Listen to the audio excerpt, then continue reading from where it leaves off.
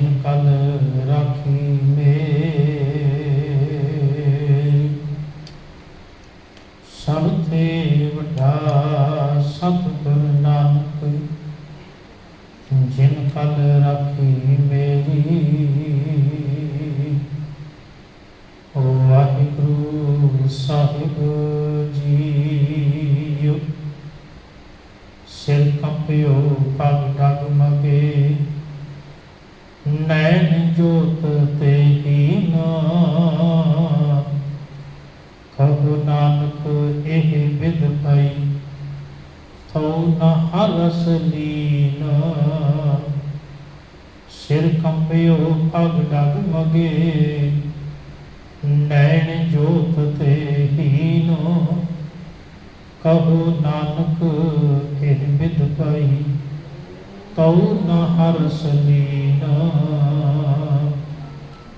निज कर देखियो जगत में, को काहू को नाहे।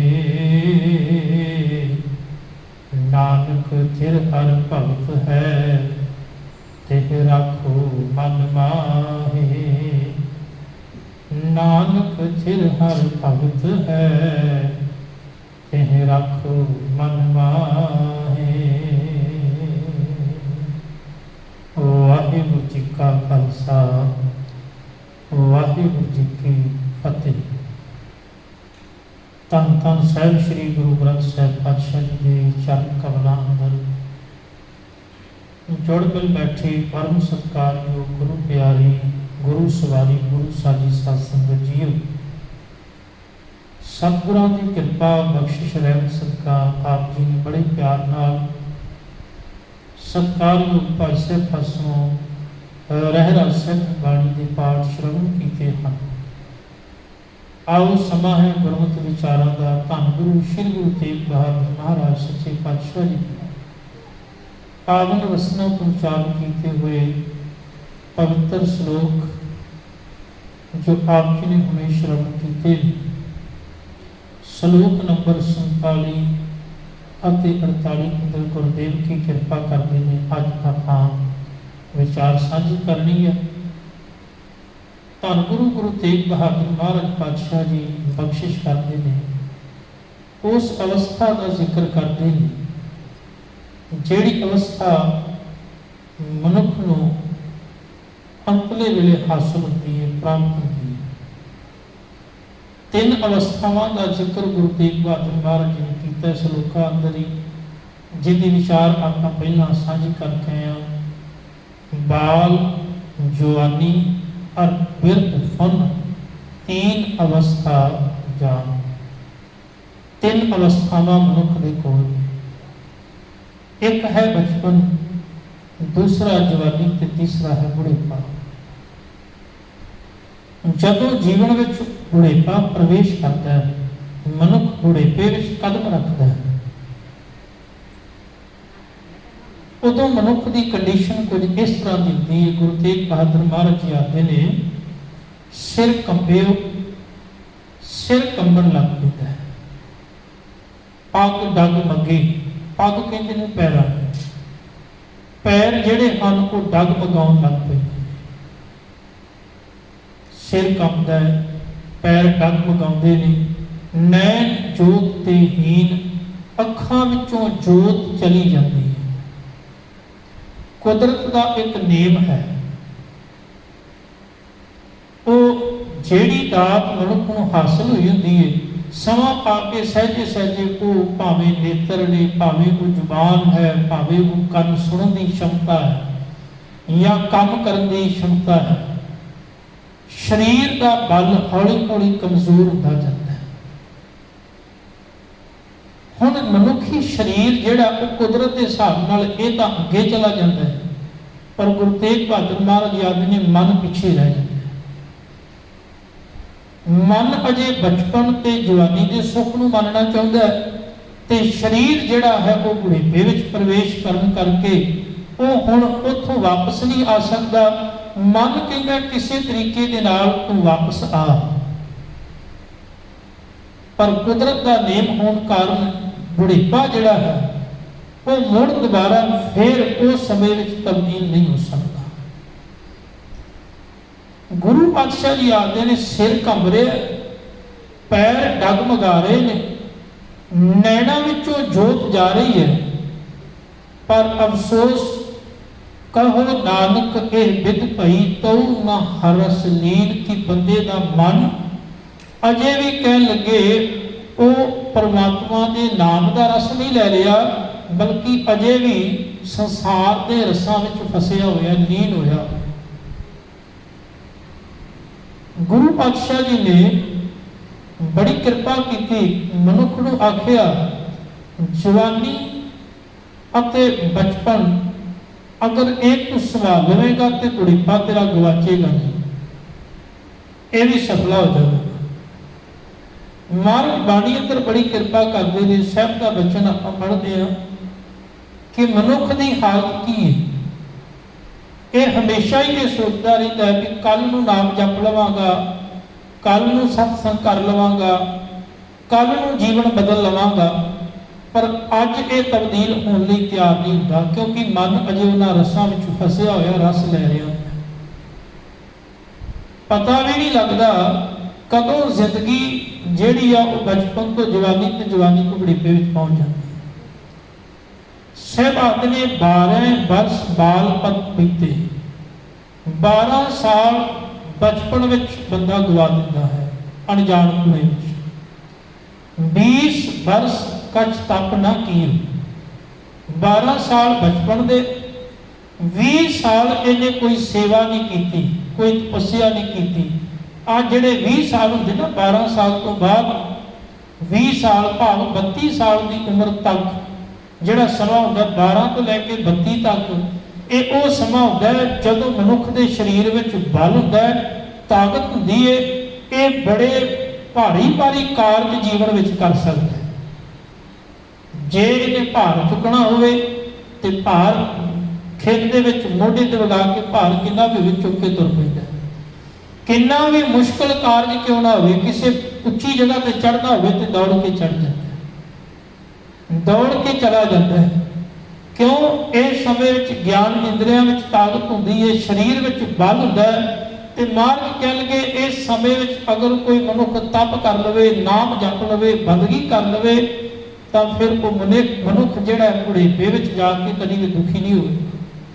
पर अफसोस मार्ग कह लगे 12 वर्ष बालपन बीते, 20 वर्ष कछ तप ना कियो, 30 वर्ष कछ देव ना पूजा। अगले 30 साल इन्हें कोई गुरु की गल नहीं सुनी, ना कोई कह लगे बंदगी की, ना इबादत की। 12 ते भी 32 33 62 साल की उम्र हो गई, ते हुण हालत की हो गई है, नैनो नीर बह तन खीना, भये केस दुधवानी, रुद्धा कंठ शब्द नहीं उचरा है, अब क्या करे भरा। हुण हालत की हो गई, कह लगे अखां तो आपे ही पानी वगी जाता है, हुण आपे नीर आई जाता है, नैनो नीर बह तन हुण आपे ही पानी वगी जाता है। तन की यकीन हो गया, बल नहीं रहा, ताकत नहीं रही,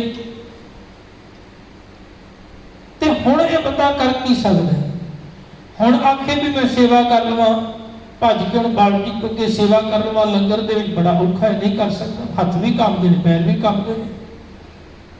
हुण आखे मैं बाणी सुन लवां, नाम जप लवां, हुण कन्नां विच ताकत नहीं रही, नहीं सुन सकते। हुण तां कोई घर दा भी गल करे तो बहुत उच्ची बोलना पैंदा है, तां जाके सुणदा है। हुण कोई आखे भी मैं दर्शन कर ला, इस संसार के अंदर हरि दे उत्ते अखां में जोत नहीं रही। महाराज ने बड़ी कृपा की, मनुख ते मनुख नूं सुचेत किया है। गुरु तेग बहादुर महाराज जी आखदे ने, प्यारिया वेख हुण समा की आ गया है, सिर कंपियो पग डगमगे, नैन जोत हीन, अखां विच जोत नहीं, शरीर कंब रहा है, पर प्यारिया अजे भी तू नाम का रस नहीं है। घट्टो घट हुण तां तू परमात्मा का नाम जप लै, हुण ते मालिक की इबादत कर लै, हुण तां बंदगी कर लै, हुण ते परमेश्वर का नाम जप लै, पर अजे भी संसार के रसां दे विच मनुखी मन फसिया। बाबा फरीद जी आदि ने कह लगे, फरीदा काली जिनी ना राविया, हे फरीद, जिन्ना काली हुंदियां भाव काले केस हुंदियां परमात्मा का नाम नहीं जपिया, धौली रावै कोई। पर जे कोई कह लगे चिट्टे केस आने तो बाद भी समझ जावे भी चल काली हुंदी सी उदों नाम नहीं जपिया, पर जे हुण तां परमात्मा का नाम जप लवां, क्योंकि हुण तां तैनूं उस परमेश्वर वालों भी सदड़े जिहड़े ने आ रहे ने। सियाणे कहंदे सन ਇਹ ਕੇਸ ਚਿੱਟੇ ਹੋਏ ਤੇ ਰੱਬ ਵੱਲੋਂ ਚਿੱਠੀਆਂ ਆ ਗਈਆਂ, ਰੱਬ ਵੱਲੋਂ ਸੁਨੇਹਾ ਆ ਗਿਆ ਵੀ ਮਿੱਤਰਾ ਹੁਣ ਤੇਰੀ ਤਿਆਰੀ ਹੈ। ਇੱਕ ਗੱਲ ਯਾਦ ਰੱਖੀ, ਕੋਈ ਪਤਾ ਨਹੀਂ ਕਿਹੜਾ ਉਹ ਛਿੱਲ ਹੋਵੇ, ਕਿਹੜਾ ਉਹ ਸਮਾਂ ਹੋਵੇ ਜਿਹੜਾ ਤੇਰਾ ਅੰਤਲਾ ਹੋਵੇ। ਤੇ ਘੱਟੋ ਘੱਟ ਤੂੰ ਹੁਣ ਤਾਂ ਪਰਮਾਤਮਾ ਦਾ ਨਾਮ ਜਪ। ਇਹ ਸੁਨੇਹਾ ਇਹਨੂੰ ਤਨ ਵੇਖੋ, ਕੁਦਰਤ ਕਿੰਨੀ ਪਿਆਰੀ ਹੈ, ਬਹੁਤ ਪਿਆਰੀ ਕੁਦਰਤ ਹੈ ਜਿਹੜੀ ਸਮੇਂ ਸਮੇਂ ਤੇ ਸਾਨੂੰ ਸੁਚੇਤ ਕਰਦੀ ਹੈ, समय-समय ते सानू समझाउंदी है। पर बंदा आकाश इस गल नूं समझदा, इहदे चार केस जे चिट्टे आ जाण ते उन्हां नूं भी कालियां करन फिरदा भी इहनूं भी किसी तरीके नाल कालियां कर दवां। मैं किसी अदीब दा पढ़िया सी, वो कहंदा है जदों नहीं आउंदी, जदों किसी नूं दाढ़ी ना आवे, केस ना होण ते उदों बंदा फिर डॉक्टरां कोल जांदा भी मैनूं आ नहीं हो सकदा, मैनूं कोई बीमारी हो गई। जिन्होंने नहीं आती उन्हें पूछो जाके, फिर डॉक्टर चक्कर काटने कहते हैं पता नहीं केड़ी शरीर में कमी है जिंदे करके मैनू दाड़ा नहीं आया, दाड़ी नहीं आई। क्यों? कुदरत ने यह बड़ी वड्डी दात दी मनुख नूं, परमेश्वर वालों अकाल पुरख परमात्मा ने मनुख नूं पहचान दी संसार के अंदर। स्त्री नूं वखरी पहचान दी, पुरुष नूं वखरी पहचान दी। कुदरत का एक नेम है। और मैं कई बार हैरान होंदा आ, अकाल पुरख परमात्मा ने स्त्रियां नूं दाढ़ी मुछ नहीं दिते, कितना सियाणा होवेगा।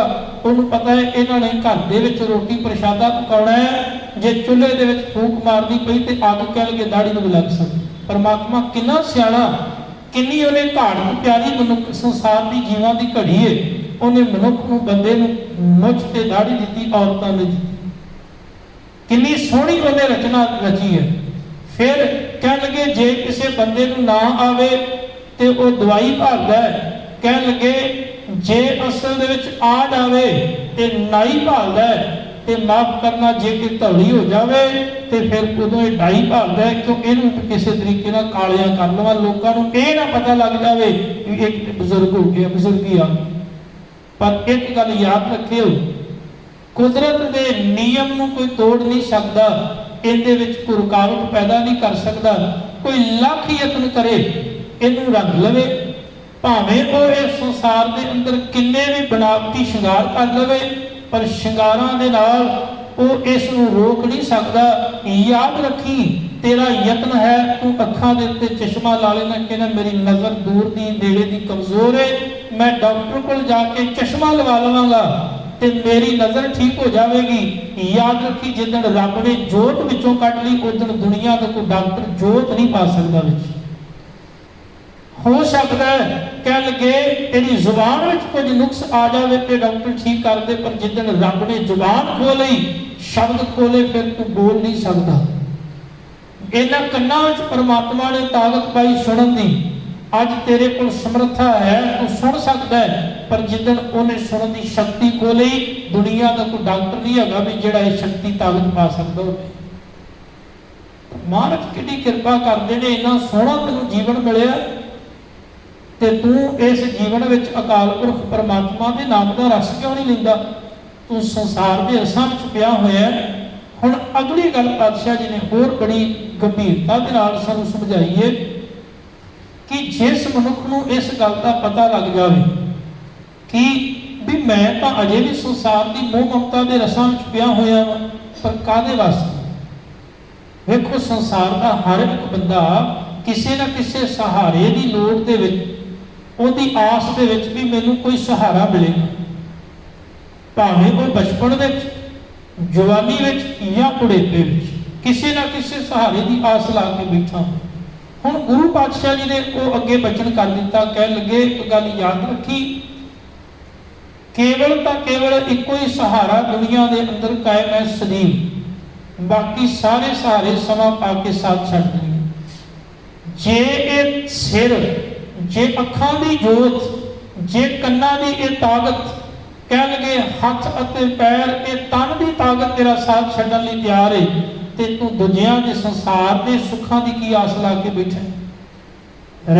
सतगुर पातशाह जी ने रहमत की बाणी अंदर बचन कर दिता, पुत्र कलतर माया सन बंदेही।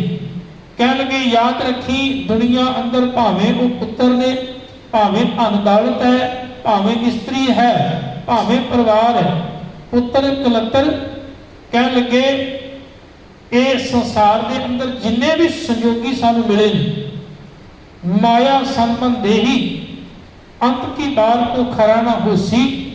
सब माया असनेही सब मिथ्या असनेही कह लगे संसार के माया के जिन्ने भी स्नेह ने ये समा पा के एक दिन बिनस जाने। इन्हां विचों कोई भी साथ देने वाला नहीं। तो गुरु तेग बहादुर महाराज याद ने निज कर देखो जगत में को काहू को ना। मेरे जीवन का तजर्बा है, गुरु पातशाह जी कहते मैं अपने जीवन का तजर्बा दसदा कि इस जगत के अंदर कोई किसी का नहीं सिवाय स्वार्थ कारण। इस संसार में कोई किसी का नहीं, भाव अंतले वेले कोई भी बंदे का साथ नहीं देता। एक नौजवान जिन्हों इस गल का बड़ा माण हुंदा सी, वो कहता सी मेरा परिवार मेरे को जान वाला है। वो हमेशा ही गल मेरे माँ बाप मेरे भैन भरा मेरे मित्र, उन्हें आखना भी मेरे को बिना रह नहीं सकते। दुनिया के अंदर एक रिश्ता बड़ा नेड़े वाला होता है पति ते पत्नी का। हर एक धर्म दे विच तुसीं वेखो जदों भी किसी का विआह कारज हुंदा है ते हमेशा वो किसी धर्म के अकीदे मुताबिक गृहस्थ धर्म में प्रवेश करते हैं। अजकल तो मनुख कोर्टां दे विच जाके उन्हां दी गवाही जरूरी हो गई है। जे कचहरी दे विच जे कानून के मुताबिक पास नहीं तो लोग धर्म नूं भी एक पासे छड्ड दिंदे। पर धर्म के राही बनिया संसार के अंदर धर्म के राही बनिया होया रिश्ता, दूजे पासे कानून के राही लोग अज कानून पर बहुत विश्वास लागे करन। कानून का बनिया होया सिस्टम वो भी एक दिन ये कह सकता है कि तुहानू एक दूजे तो वख रहने का अधिकार है। वो भी एक दिन कह देता जे कोई मनुख आखे भी मैं नहीं नाल रहना चाहता वख रहना चाहना तो वह भी वख रहने लिए अधिकार मिल जाता है। जे कोई स्त्री कहे वख रहना चाहनी हाँ पर क्यों, क्योंकि मेरे जीवन के विच सुखों की पूर्ति ये मनुख नहीं कर सके या कोई स्त्री सुखों की पूर्ति नहीं कर सकी तो वेखना पवेगा रिश्ता कित्थे टिकिया सुख दे उत्ते। मार्ग कह लगे तू जे सुखों के आसरे भालना है तो एक गल याद रखी सुखों के उत्ते टिके हुए रिश्ते सदीव नहीं होंदे। जे तू आखे भी मैनू कोई सदीवी सुख देवे, कोई सदीवी सुख नहीं दे सकता। नौजवान दावा करता सी कहता मेरी पत्नी मेरे माँ बाप मेरे भैन भरा मेरे मित्र मेरे तो सारे जानवर ने। हुण वो साधु जिहदे कोल नौजवान जाके दावा करता सी, एक दिन उस साधु ने आख्या कह लगे गल याद रखी तेरे मन का बहुत बड़ा भरम है। उन्हें आख्या किवें? कह लगा तेरे मन का यह भरम भी मैं कट देना, तेरे मन का भुलेखा मैं दूर कर देना। होया कि कह लगे उस नौजवान को कह लगे श्वास चढ़ाने की जुक्ति दस दी। घरे गया श्वास चढ़ा लो, घरदियां ने वेख्या श्वास नहीं चलते तो सारे रोन लग पे, सारे रोन लग पे। इन्ना चिर नूं साधु आ गया। उन्हें आख्या की होया? कह लगे नौजवान पुत चढ़ाई कर गए।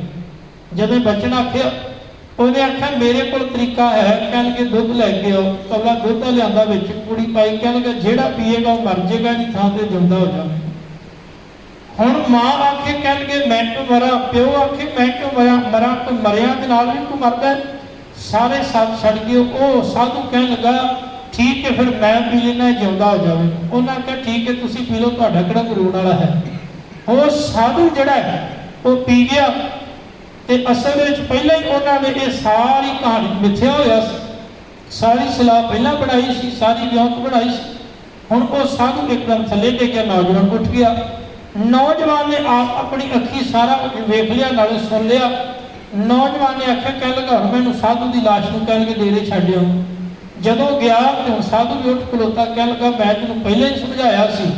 गुरु पातशाह जी तो पहले ही आखते ने, कह लगे निज कर देखियो जगत में को काहू को ना है संसार के अंदर सिवाय स्वार्थ के रिश्तियां तो बिना होर कोई भी नहीं। जे अज कोई है तो स्वार्थ कारण, तो महाराज पातशाह जी पूछया भी वो फिर केड़ा है जेड़ा सदैव साडे नाल निवे। महाराज आखदे ने नानक थिर हर भगत है, कह लगे ते राखो मन माहे, सदा रहन वाली परमात्मा की भगती है।